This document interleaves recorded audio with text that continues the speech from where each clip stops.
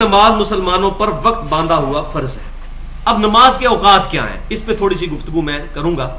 صحیح بخاری اور صحیح مسلم کی متفق علیہ حدیث ہے کہ آپ صلی اللہ علیہ وسلم نے، صحابہ اکرام کہتے ہیں کہ ظہر کی نماز ہمیں پڑھائی جیسے ہی سورج جو ہے وہ زوال پذیر ہوا۔ زوال کو بھی سمجھ لیں، زوال کیا ہے کہ سورج صبح کے وقت طلوع ہوتا ہے اور شام کے وقت غروب ہوتا ہے، تو یہ روزانہ ایک ٹریک سے گزرتا ہے ود رسپیکٹ ٹو زمین۔ اب اس سائنٹیفک ہم ریسرچ کے پیچھے نہیں پڑتے، ظاہر ہے کہ وہ زمین سورج کے گرد گھومتی ہے، اس میں تو کوئی شک نہیں۔ اسی میں کہہ رہا ہوں ریلیٹو موشن جو ہے سورج کی زمین کے اعتبار سے، کہ سن جو ہے وہ رائز ہوتا ہے اور سن سیٹ ہوتا ہے،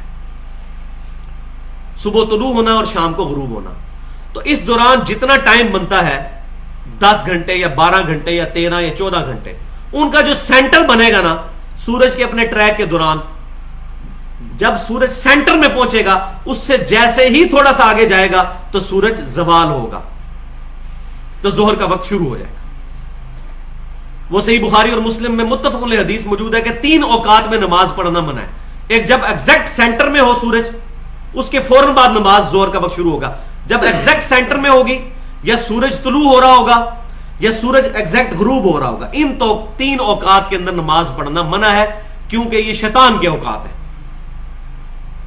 ان اوقات کے اندر سورج کی پوجا کرنے والے لوگ سورج کو سجدہ کیا کرتے تھے، ہمیں منع کر دیا گیا۔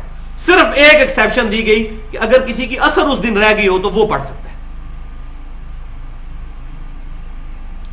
وہ صحیح بخاری اور مسلم کی متفق علیہ حدیث ہے، جس نے طلوع فجر سے پہلے 1 رکعت پا لی تو اس نے فجر کی نماز پڑھ لی، اور جس نے غروب آفتاب سے پہلے 1 رکعت عصر کی پا لی تو اس نے عصر کی نماز پڑھ لی۔ لیکن یہ مجبوری کی حالت میں، اس کو روٹین نہیں بنانا، ورنہ صحیح مسلم کے اندر موجود ہے کہ منافق کی نماز ہے کہ سورج زرد ہونے کا انتظار کرتا ہے، پھر 4 ٹھونگے مارتا ہے، اس میں ذکر بھی اللہ کا نہیں کرتا اور فارغ ہو جاتا ہے۔ یہ منافق کی نماز ہے، نماز عصر کو ڈیلے کرنا۔ اور نماز عصر صلاۃ الوسطیٰ ہے، سب سے زیادہ تاکید کی گئی۔ بخاری اور مسلم کی متفق علیہ حدیث ہے کہ کسی کی نماز عصر کا چھوٹ جانا اسی طرح ہے جس طرح اس کا مال اور اولاد اور اس کے سارے گھر والے سب کچھ لوٹ لیا جائے۔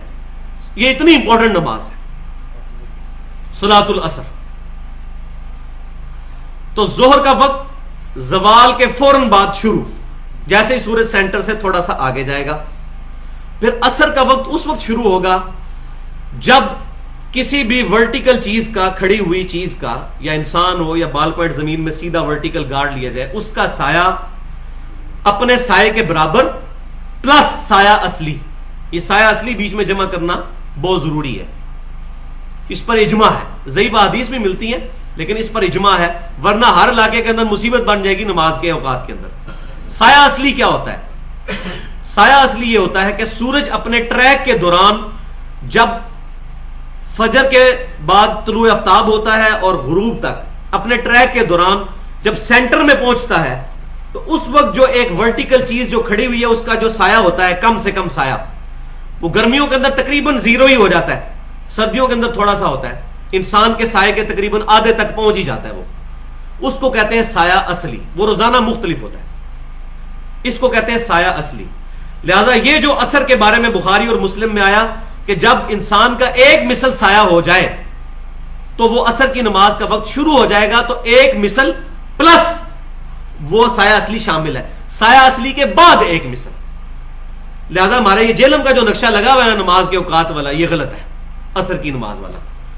آج یہاں 25 فروری 2012 کو عصر کا وقت میں نے دیکھا لکھا ہوا ہے 3:11، تو وہ انہوں نے 1 مثل کے اوپر بنا دیا ہوا ہے، اعلیٰ سایہ اصلی جمع کرنا ہے۔ آج عصر کا وقت شروع ہوا ہے دراصل 3:30 میں۔ تو یہ نماز کے جو اوقات والے بھی لگے ہوئے ہیں، یہ بھی کم از کم کوئی اسلام آباد میں نقشہ ٹھیک ہے، ادھر میں نے چیک کر لیا ہے 3:30 پہ آج عصر داخل ہو رہی ہے، اور جہلم اور اسلام آباد کا 3 منٹ کا فرق ہے، 3 منٹ مائنس کر دیں تو 3:30 آ جائے گا۔ ادھر نقشہ ٹھیک بنا ہوا ہے، سافٹ ویئر بھی بنے ہوئے ہیں، آپ خود چیک کر کے دیکھ لیجیے۔ تو سایہ اصلی پلس 1 مثل، تو یہ عصر کا وقت۔ پھر عصر کا افضل وقت 2 مثل تک رہتا ہے، اس کے اندر پڑھ لی جائے۔ اس سے لیٹ کریں گے تو میں نے بتایا کہ منافق کی نماز ہوگی۔ مغرب کا وقت ہوگا جب سورج غروب ہو جائے، یہ بخاری اور مسلم کی وہ حدیث میں کنٹینیو کر رہا ہوں۔ اور پھر آپ صلی اللہ علیہ وسلم نے عشاء کی نماز پڑھائی جب شفق غائب ہو گیا، یعنی غروب آفتاب کے بعد مغرب کے اندر، ہمارے ملک کے اندر مغرب کے اندر ایک سرخی سی ہوتی ہے، جب وہ سرخی غائب ہو جائے تو عشاء کا وقت شروع ہو جاتا ہے۔